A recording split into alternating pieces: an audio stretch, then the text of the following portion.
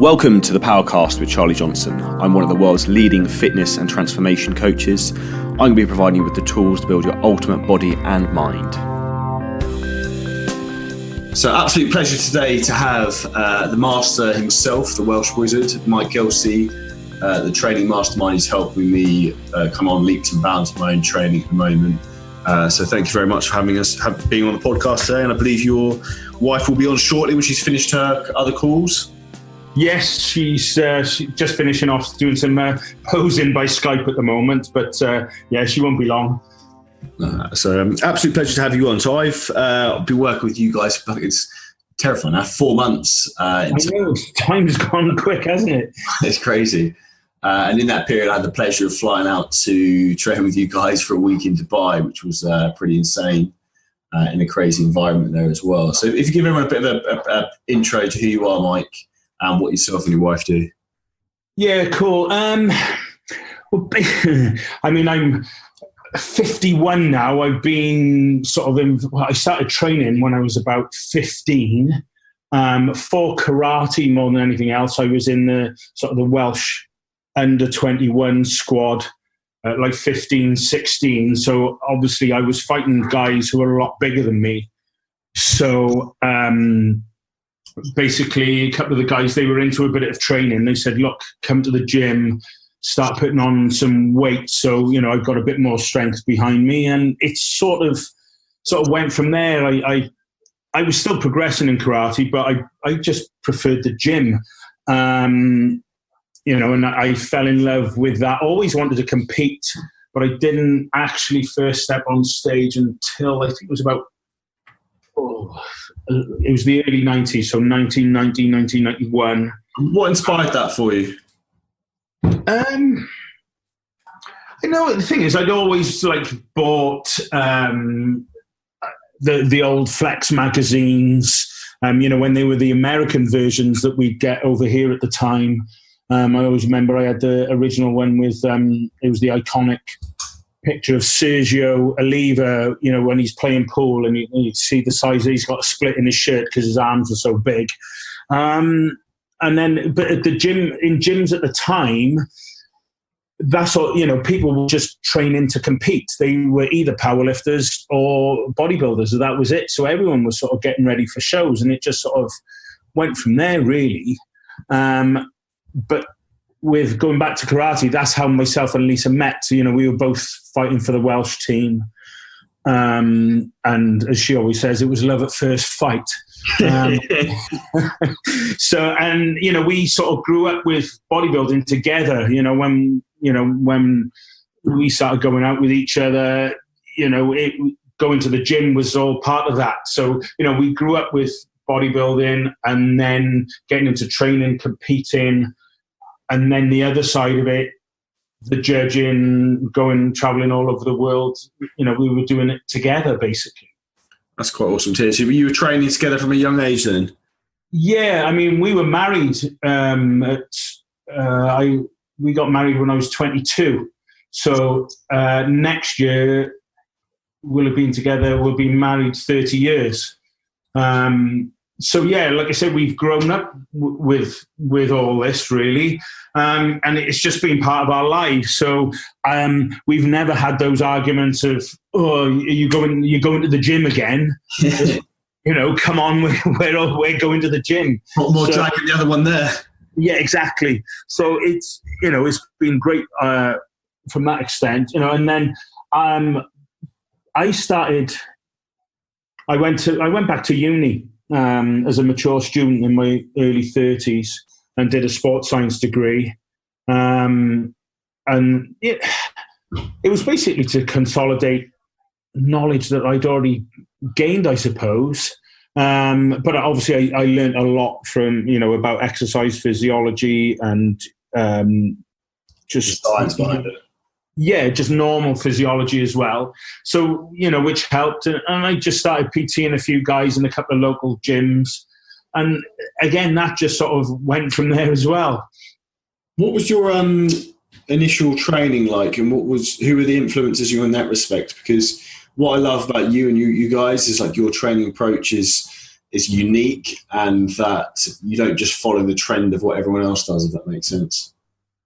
Yeah, I think as far as that went, one of my, I wouldn't say sort of idols, because obviously I followed bodybuilding. I used to, well, I probably still could name, all the Olympias from day one, all the Olympia winners, etc. So I suppose I've been more of a student of bodybuilding rather than a fan as such. But somebody I always liked was Tom Platz, because he trained differently to everybody else. He was known for his legs, and sort of legs is a bit of my thing as well. But it was just how hard he trained. But he was always a little bit different to everybody else in the fact that he did partials and just trained to complete failure. Now you see some of the old videos of Platz, and it's like, oh, my knees hurt just watching it. So it was sort of that mindset and ethic, but just putting our own style on it, and maybe with a little bit more control, I suppose, for want of a better word. I 100% agree with that. Yeah. He's a bit wild and raw would be quite a way you could describe it. Yes. Yeah, and over the years, we probably said this to you, when we were over in Dubai. It's something that we say to people quite often, that essentially probably the people who get the best results in their training are simply the ones who work the hardest. So you've probably seen these people. You go to a lot of different gyms, you're traveling around. You probably see these two extremes of people in probably most gyms you've been to. So number one is the person who's got all the gear. They've got their training book with them, they're logging all their sets and reps, and there's nothing wrong with that. And on paper, their training plan looks great. Yeah. But then they don't put any real effort into it. And then you've got the person who's completely the other end of the scale, who, on the face of it, again, they don't seem to have a clue what they're doing. They try and use every piece of equipment there is in the gym. The form is horrendous, but they bust their balls in the gym. They're a bath of sweat. So that second person will probably get more results than the first person. But what you're trying to do is somehow sort of marry the two. So you've got that. You want that work ethic, but you've got to have that element of control about it as well. Yeah, the direction. Yes. And it's because ultimately we all want to be training for as long as we can, don't we? So, yeah, it's great sort of slinging around all these weights, etc. But, you're going to break at some point if you carry on doing that. So, surely, because how old are you now, Charlie? 29, 30 in a few months. Yeah, but surely, don't you want to be training for another 20 years? And exactly, and that's why, to be honest with you, and I've said this on another podcast I recorded earlier on today with James Crossley, who was Hunter and Gladiators, who's now in his... Oh, yeah. And we were talking about this in depth, and that's one of the things I said to him, like, why I love the style of training with you guys, because I'm working the muscle rather than just abusing the soft tissue and joints by trying to see how much weight I can throw around. And that is going to be a very short-lived lifting career for anyone, because your soft tissue is eventually going to give out, and then that's game over, and then you're off for doing something else instead because you can't wait. Exactly. And it looks cool, doesn't it? Squatting with hundreds of pounds on your back, but essentially where most people go to the gym, if they don't want to be a competitive bodybuilder, that's fine. But most people go to the gym to simply want to look better, which is bodybuilding at the end of the day. So there's not many people that who go to the gym to train for a sport specifically, really. Most people go to look better. Probably 99% of people I'd say under that category. There's very, very few I would say specifically for... Yeah, it's something, I mean, I'm sure Lisa will say this when she's finished on a call, but this is a thing she always says. There's not many people who say, there's lots of people who turn around and say, oh, I'm going to the gym. Okay, see you later, blah, blah, blah. But there's not many people who say, oh, I'm just going to the field to throw a few javelins. You don't do that recreationally, do you? If you're a javelin thrower, you're a competitive javelin thrower. Yeah, but then you say your field. Yeah, exactly. Whereas there's lots of people who just train because they simply want to look better. Now, and that's bodybuilding. I don't care what you say. But then it's about putting tension on the muscle, because we're not in the gym to just try and lift as much weight as we can. So to look better, to make your legs or your arms look better, you want to put as much tension from the movements that you're doing on those particular muscle groups.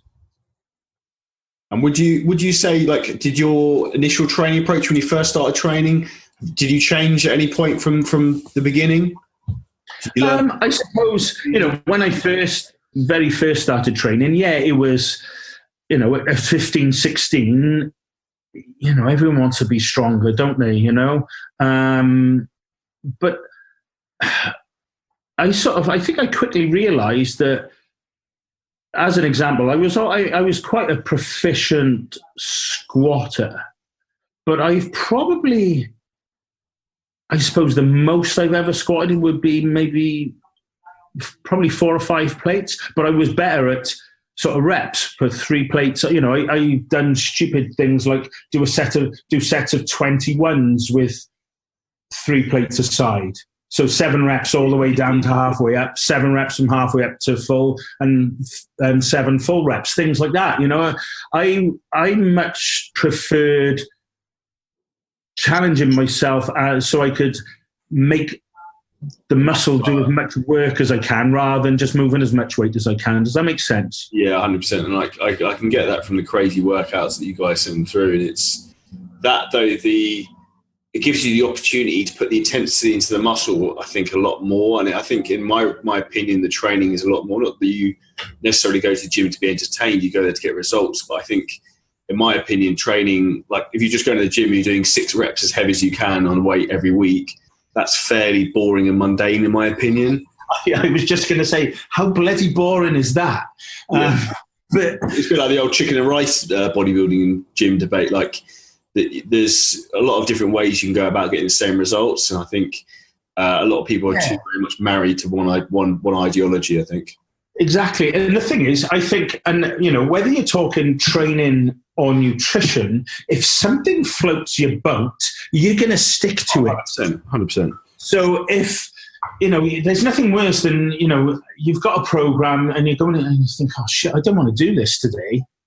But and this isn't sort of trying to get out of something. I think that if you're enthusiastic about what you're about to do, you're actually going to put more effort in. 100%. It's just human nature. It's that positivity, like almost law of attraction mindset. If you're excited to go and do something, chances are you're going to give it your all. Whereas if you're dragging ass and thinking, I fucking hate squatting, like this bastard mind's going to go make me do 100 reps on squats. Like, ugh.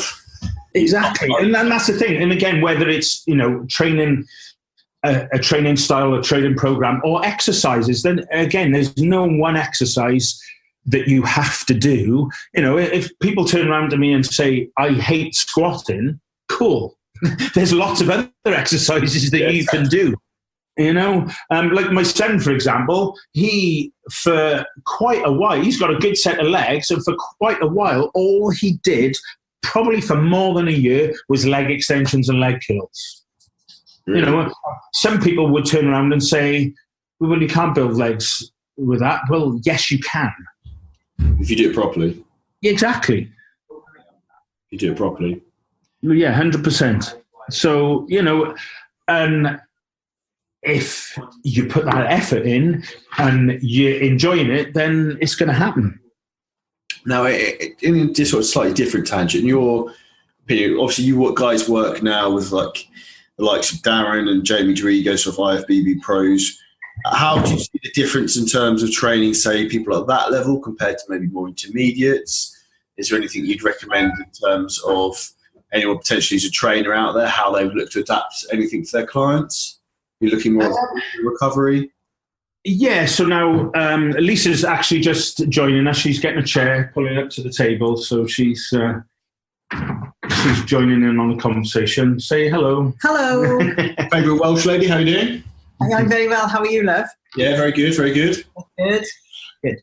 So, sorry, we were talking about adapting, training for intermediate clients or any. So, somebody like Jamie, for example, he trains twice a day, pretty much every day, without a break. And then, when I'll say to him, if you had a day off, yeah, no, I'll just carry on. I'll carry on. And then he gets to the point, probably maybe 3-4 weeks into that, right now I need to rest. There's not many. What do you do at that period then? Does he just take 1 day's rest, or would you be pushing him to have? Yeah, usually he'll just take 1 day's rest and he's ready to go. Yeah. Now, somebody like Jamie has just got that. He's the top end of the tree as far as probably recovery ability goes. Yeah, but again, I mean, the thing is, Jamie is lush. He's a class act, right? But again, Jamie is in a very lucky position as far as his work is online. So he's not in a factory 10, 12 hours a day. So, and I mean, the thing is, as much as you adapt, as you say, a training program to suit the ability, but you have to adapt it to suit their lifestyle as well. So, I mean, training twice a day for Jay is great. It works well for us because we're always in the gym, but some people are not that lucky that they can not sacrifice 2 training sessions, but give 2 training sessions everything they need. So, of course, the thing is, a lot of the time, the training is adapted to their lifestyle just as much as their ability. And it can be done in many, many ways. But as you say, the first thing you do really is when you're working with the client is allow them to tell you what their ability is. So, of course, sometimes you'll go in there with something set in your mind. You know exactly what you're going to do. You're just going to do this, this, this. And then when you get there, as we discovered through a couple of our training sessions, we had to adjust things because, again, maybe an injury, maybe a little bit of a body part that they feel is not as responsive as another one. So really, a lot of the time, the individual will dictate their training sessions, not necessarily what we think is what they should be doing, because sometimes it doesn't always pan out like that. I 100% agree with that. I think that comes down to, I think you guys having very generally more experienced clientele, which obviously who you target. And I think those people being aware enough of their own bodies and how they feel and how an exercise should feel. If something feels off, then they'll move off and maybe apply the same principles of whatever that set's supposed to be to a different exercise that they perhaps maybe feel they can execute with a better tension on the muscle, as an example. Yeah, but of course the thing is, so as you say, if they are of that standard, they'll understand that and then they'll get a better result. And I mean, the thing is, as you say, that's where the ability comes in, is the individual knowing what they want to achieve. I mean, obviously, as you know, we're both in the gym, for many, many hours, but sometimes when I listen to other, I'll use the term loosely, personal trainers, and they say key words that they've obviously heard or they think is the thing you should say. Squeeze it. Make sure you feel it. You can see the client they're working with, I haven't got a clue what they're supposed to be squeezing. It's like, anything. Squeeze what? Yeah, you can see them. What, do I squeeze the bar a bit tighter? Do I, so of course the thing is, again, that makes a big difference when you're working with clients. It's a bit specific too.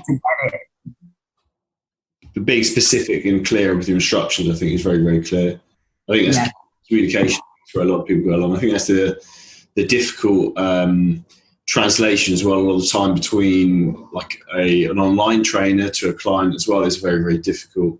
Something I also find very amusing as well is when you look at, like you guys said through workouts to me, when I look at the workout, I think on paper, I was like, this would be a piece of piss. And then like you're halfway through it and you're dying, breathing out your arse. And like the reality of a workout on paper to actually put it into practice can be 2 very different things, I think.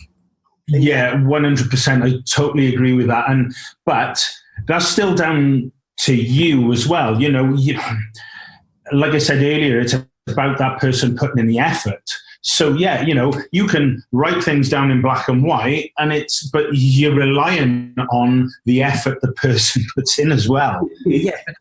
That's my biggest bugbear with online training, is that when people say to me, "Oh, the program's too easy that you've given me," I was like, "It's not too easy. It's just the way you're doing it." I was like, if I had you here for one set, I could kill you in one set, and then you wouldn't. Exactly, 100%. And the thing is, this is what I say: training plan is only as good as the piece of paper is written on. Yeah. It's really no use to you whatsoever if you don't know, one, how to apply it, and two, how to apply yourself. So yeah, totally agree. Out of curiosity, did you guys find that any of the martial arts training you did in your earlier years carried over well into bodybuilding, to actually into the gym with weight training in terms of controlling movements or how you execute anything out of interest? Well, it's probably, for me, not so much about, I suppose you could argue about the controlling movements, but for me, it was more of that mindset and that sort of do or die attitude, but also the respect, because for me, the gym is like the dojo. I almost catch because whenever we went in and out of the dojo, you bow in and you bow out. Now, sometimes I almost catch myself as I walk into a gym, it's almost bowing to go in. Do you know what I mean? Yeah, it's just like a rite of passage almost. Yes. Yeah, but also I think what it did for both of us as well is obviously through karate there was a lot of stretching, certainly a lot of stretching through the leg. And I really, truly believe that's why both of us are not only relatively strong in the leg, but I mean, Mike's leg development is just insane. But it has been because 100% is down to the flexibility that we have.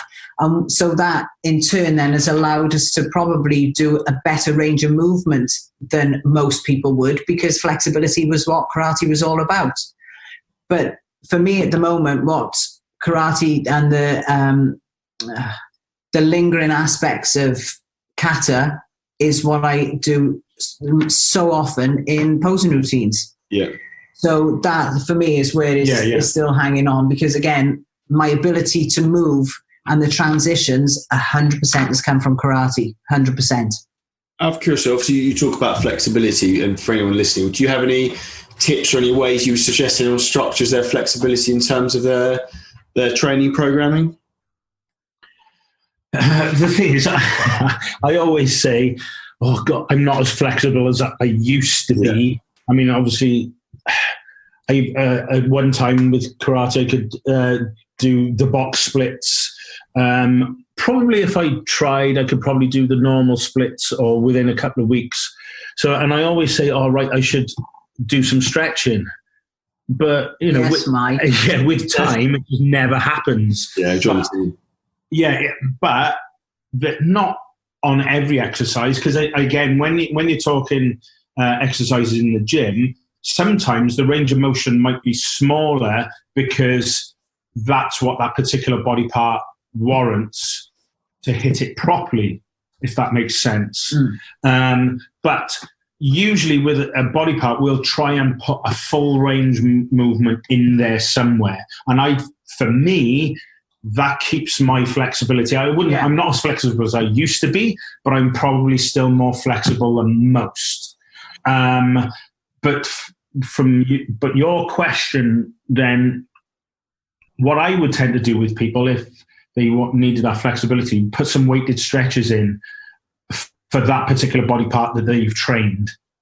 So I found whether you've added that into the program works particularly superbly well for me. Like big ones I'm a big fan of are the weighted chest stretches. I find work particularly well.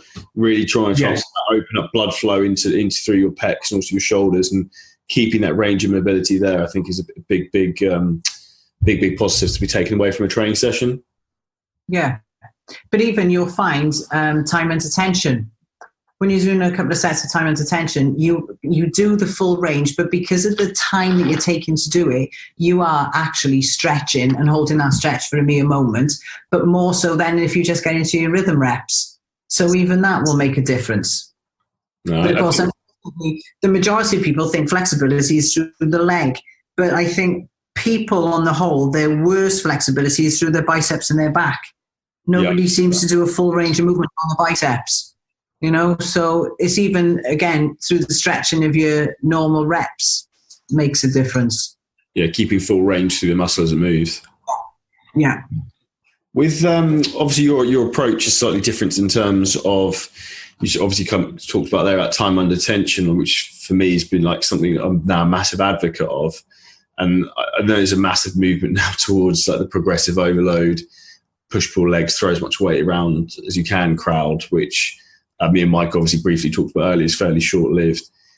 Do you think that, like, do you think you see things always just go in cycles depending on who's popular in bodybuilding or whatever at the time? But truly, I think that's life in general. Yeah. No, I mean, the thing is, people are like sheep, so that's why I think people are too afraid to try something different. 100%. Not doing.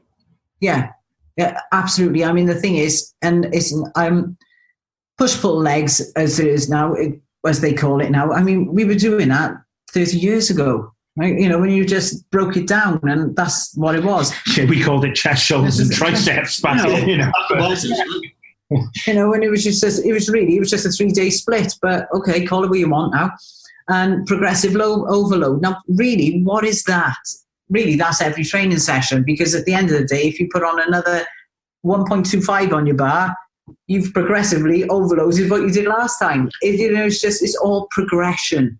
And progression, again, should suit the individual. But as you say, for some reason, everybody just follows along. The problem with progressive overload, and when people are trying to beat the logbook, you know, and I don't want to put a down on it too much. You know, some people get great results out of it, but if you've done 8 reps of a particular exercise, this week I got 9 or 10.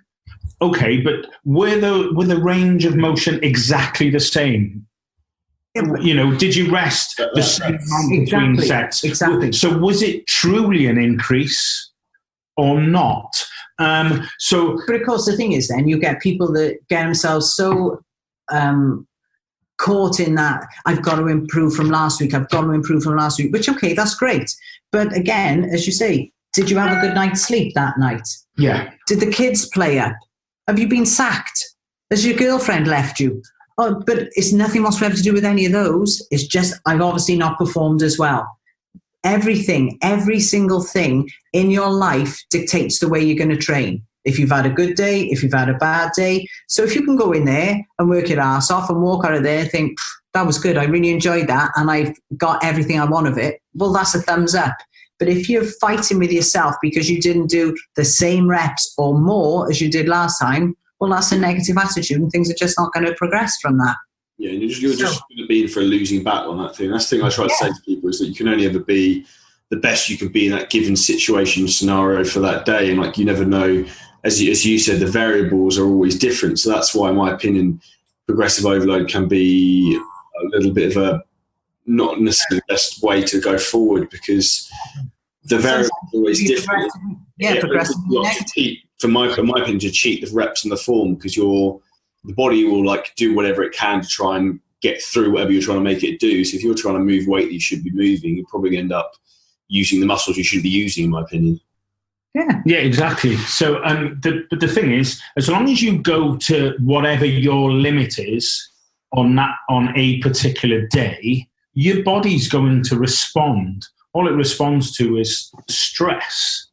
So, if you've done 10 reps of a particular exercise, and then next week you come in and you've gone to your absolute limit, but you've only done 9 reps, that's not a negative, because you say your form might have been that much better. You know, you're actually hitting the muscle, you're making the muscle do the work. So you might have got 1 rep less, but you might put more stress on that particular muscle. So as long as you go to that failure, and that's fine. And people argue, should it be heavy or should it be light? It should all be heavy, but within the realms of what you're trying to do in that particular set. Yes. So the way I describe it is, if I said to somebody, right, do a set of 100 reps, on a particular exercise. Not that we might do it in a drop set, but it's very rare that you'd say, right, I want you to do 100 non-stop. But this will sort of reiterate what I'm trying to say. If I said, right, 100 reps, go, I expect it to start getting hard, 95, 96, 97, 98, you might just about get to 100.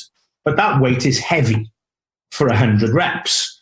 Now, if I took that same weight and said, right, do 10 reps and stop, well, that's going to be light. So that just so everything is heavy, but heavy can be a kilo, and light can be 100 kilos, depending on what you're doing and how you're doing it. Yeah. No, 100% agree. 100% agree. So I'm going on a slightly different tangent. Obviously, you guys have very kindly helped me into moving into training twice per day, which obviously you mentioned Jamie does as well. It's something I find is working superbly, but just trying to manage my recovery. Did you find that difficult to get a lot of people to try and buy into initially? Because I know, like, say, some other trainers... So for the people that I'm sending out plans for at the moment, there's not that many who are training twice a day. Like Jamie trains twice a day, every day at the top end. You're increasing your days that you're training twice a day. Somebody like Darren was training twice a day, just a couple of times a week, but he's only this week he's starting to join in with more of Jamie's sessions.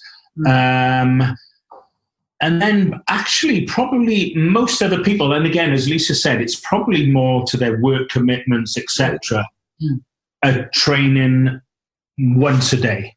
Would you say, in your opinion, if you can, training twice a day is optimal if you've got all the time in the world in a perfect scenario? Yeah, I think... Yeah, because to me, I've trained twice a day for quite some time, and it works for me. But also what it does for me, I don't do any cardio. I never do any cardio, and it allows me to stay in relatively good condition all year round. Yeah. But then it also gives me more time to cash in on maybe things that, as you say, sometimes will be rushed sessions because I got a client back to back. But if I know I've got 2 sessions, I know I can enjoy those 2 training sessions rather than have one quick shove through, throw a bit in there, throw a bit in it. Well, I am going to do that. It allows me to have 2 quality sessions a day. You know, and so, sorry to butt in, but like if you are doing, say, push-pull legs, so somebody who's doing a push session, which is chest, shoulders, and triceps, surely by the time you're halfway through your shoulders and then into your triceps, if you've given what you've given 100%, they're going to suffer. 100%. Yeah, they're just add-ons. Yeah. 100%. You know. But I got a couple of my clients, boys, doing it, and again, the development in one in particular has been absolutely insane. And obviously, then a lot of the other male participants in the gym have seen how he's improved, but how he's balanced his physique out. Yeah. Because again, he was finding his calves were an afterthought. You know, his biceps may just be a tag on to back, and it's just breaking it up like this now. He's just developed in the most ridiculous way. So, of course, it's surprising now how many of the other boys are getting in on it and coming in and doing an early stint as well. Which is respectfully, that sheep mentality, what we were talking about earlier, is where results and let's all do this as well. Yeah, but of course, on the other hand, what's good is a lot of them now are not lazing in bed. They're actually getting up and having to work out before they go to work, which is great. No, that's what you want to see. And I agree with you 100%. I think the 2 per day training allows you to focus a little bit more on some of the smaller body parts that otherwise get neglected. And I'd rather do 2 shorter sessions because I love training than do one session that's a 3-hour slog. And as you say, about halfway through it, you're losing the will to live a little bit because you just can't maintain that intensity for that period of time. But of course it is. Then surely, as we were saying about just touching on recovery, if you go in, have 2 good workouts, as opposed to, as you say, 3 hours of just banging your head against a brick wall, well, surely that's going to be far more need for recovery from that than you will from 2 good quality sessions, mentally and physically. I agree completely. Well, it's quite interesting. I know you guys said, I spoke to you about this before, I went on the Emilio Sarcev seminar recently. He broke it down as it gives you 2 opportunities during the day to pump the body full of blood and fill it full of nutrients to get that anabolic process going, to get muscle tissue to grow, which if you think about it, if you can train twice a day and basically double the amount of sessions you have in a year, that's twice as many opportunities, like double the amount of opportunities that you have to grow. Absolutely right. I mean, the thing is, as people, as humans, we're workhorses. We should work. We can cope with a full day's work. But unfortunately now, everything is designed to make us less active. Well, no, we can actually handle it twice a day. The thing is, we can recover, we can go back and we can work again and again and again. But unfortunately, society and how we've evolved, everything is done on computer. Everything is done either on your phone or something similar instead of actually physically getting up and doing the work for you. No, 100%. In terms of exercise selection, is there anything, like, I've got my thoughts on what people should do too, like if they're training twice a day? Is there anything you would say for people to focus on or people to avoid if they're trying to set up their own training systems? I was actually going to say that before you asked the question. Is I think the main issue when people are training twice a day, they think, oh well, I'm only training, say, a body part, so I can do more. It's not necessarily being able to do more. It's you can concentrate on that and put all your effort in. And then the session length should roughly be about the same, but you're just training twice a day. So that second session, so if you're going to train legs as a whole, and what most people do is they train their quads, and they might train them quite hard, and then they wonder why their hamstrings are lagging, because they're knackered, and they'll just do a couple of shit sets of leg curls at the end. So it's not being able then, oh, well, I can do more quads now. No, just do the same amount, and then actually you can do a better session on your hamstrings. No, I 100% agree with that. I think that's why so many people have such some unbalanced physiques, and obviously you guys, we haven't really touched on it yet. You work obviously on the judging side of things as well, which I'm interested to know how you got into that out of interest. Judging? Yeah.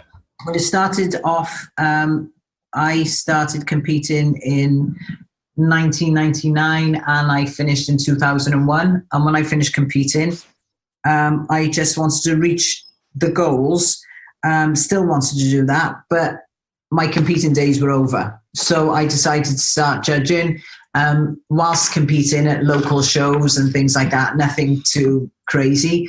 But then I started judging, then it was the FBB at the time, with Paul Grant and the WFBB.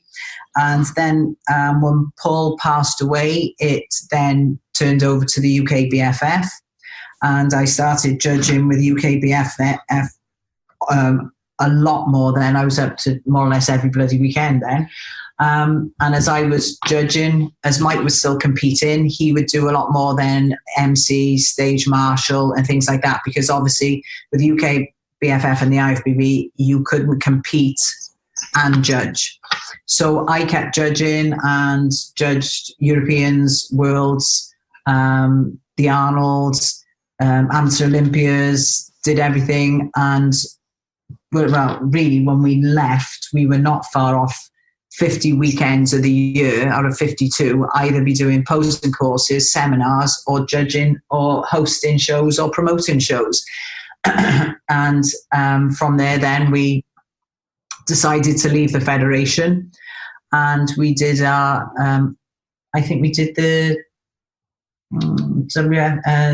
WBF show then, didn't we? We just did an independent show, yeah. Yeah, and then from there we obviously formed part of the group that formed the PCA. Yep.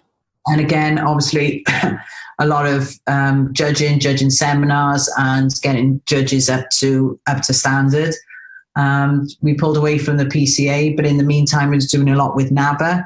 So I've judged all NABA shows, Universe, various other things with them as well. And obviously then in the interim, Mike came off the stage and sat next to me. Yeah, so I'm not as experienced at judging as Lisa, because as she said, when she started judging, I was still competing. So I got involved.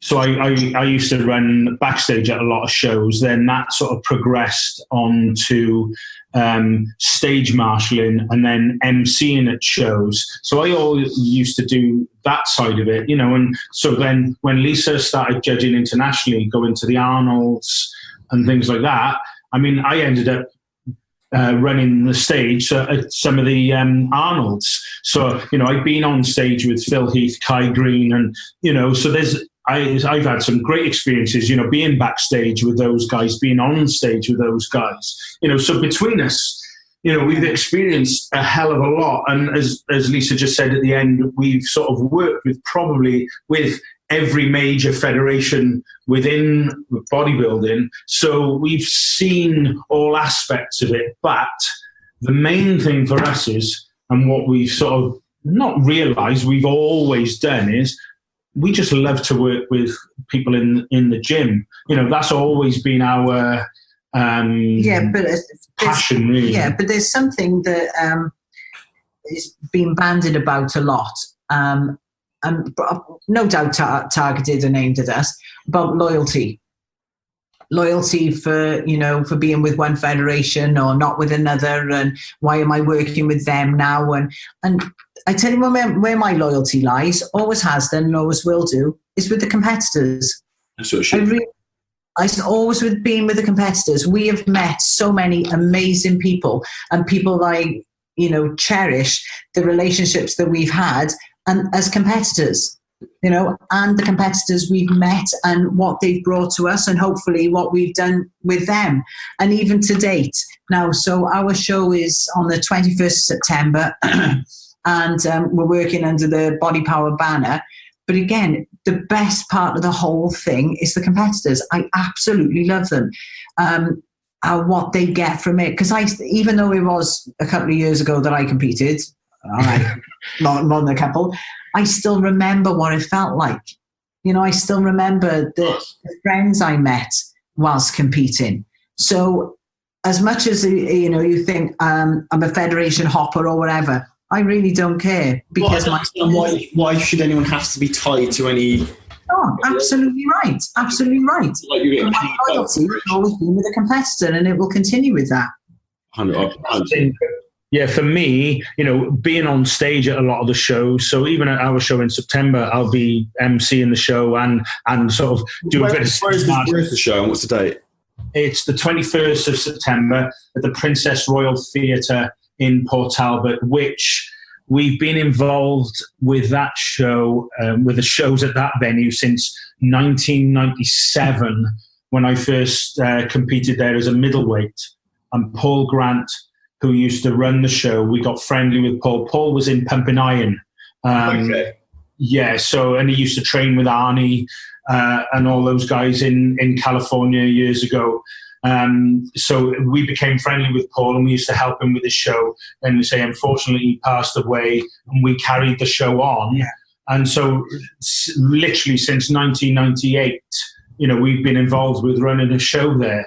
And it is literally, as people say, it's the home of Welsh bodybuilding, that venue.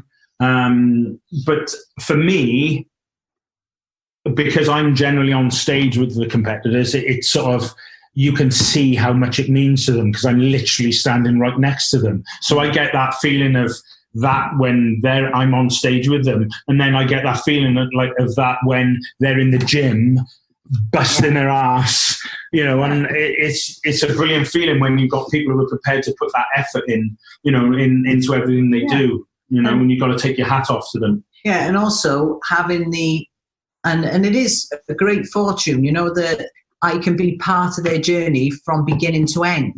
I can have clients that have come to me, they sometimes have never even competed, but to be part of their journey right the way through, and then to see them up there on that stage, enjoying every second of it, it's just, honestly, it's just so rewarding. It is so rewarding.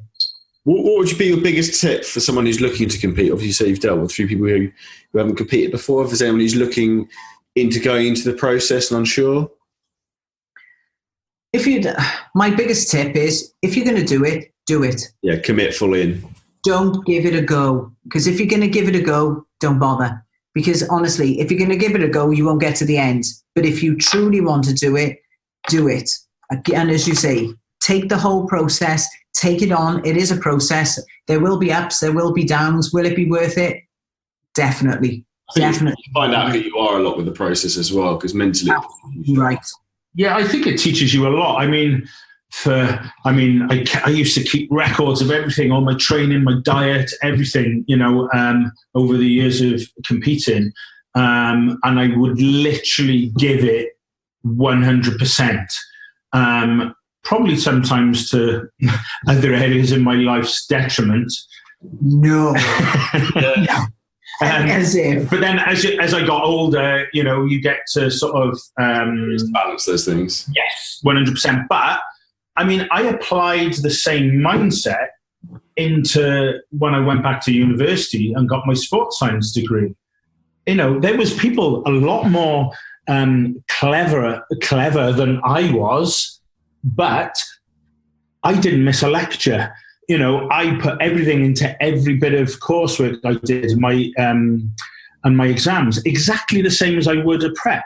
And I came out of that with a first-class honours degree. And like I say, there was people who were far more intelligent than I was, but I just applied myself fully 100%. So I think it does teach you a lot, and that you can take into other areas of your life. Yeah.